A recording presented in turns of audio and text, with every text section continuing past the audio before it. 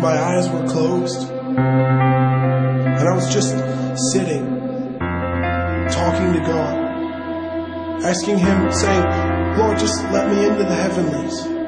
Let me into the divine place. I just want to come near where you are and just be near you.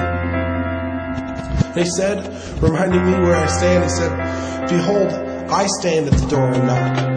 If you hear my voice, all you have to do is open up and let me come to where you are. And then all at once I was swept up out of the church, out of the seat, out of my body. It felt like every worry, every frustration, every weight that had been on my shoulders was lifted off. Like I had just broken through the constraints of the physical world and entered into true freedom for the first time in my life. This place was brighter than anything I had seen before. It was like standing on a star. It was more real than I could ever explain. And although I'd never been to this place before, I knew I was home. There was white light all around me, and it took my eyes a minute to get adjusted, but as I finally began to see clearly, I saw one man standing in front of me. It was my Jesus, my Savior, my hero, my King, the one whose sacrifice had made it possible for me to even come to this place. But he had scars. He had deep scars all over his face and neck from where his flesh had been torn and shredded by the crown of thorns and the whip that had struck him for my sake. He had scars on his hands, deep wounds from where the nails had torn through him. He said, I'm so glad you're here. Finally, I've prepared a place for you. Come, let me show you. And he held out his hand for me to take hold of it and follow him. Just as my hand touched his, I gently ran my finger across the hole in his palm. And he paused. I looked up, and looking at the scars on his face and neck, I asked, did it hurt? And he turned toward me. He smiled knowingly and looked me up and down. And he looked all around at the place we were standing, seeming to just want to just take it all in. And he said, sincerely, it was worth it.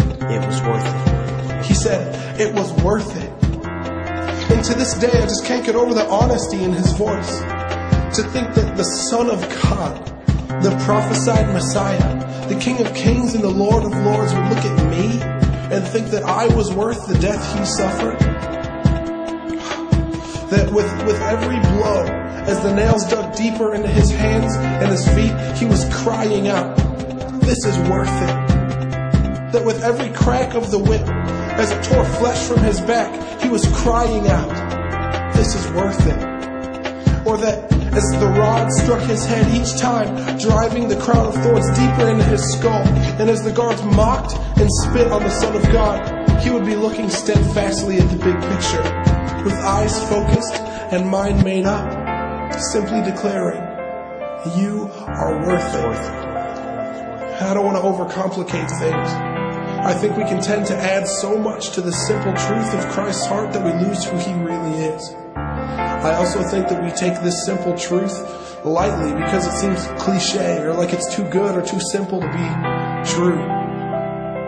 But it is the cry of my heart that this would really sink in and begin to bear down on what you think you know about Jesus, and that your heart would be gripped and fascinated in the revelation of his heart for you.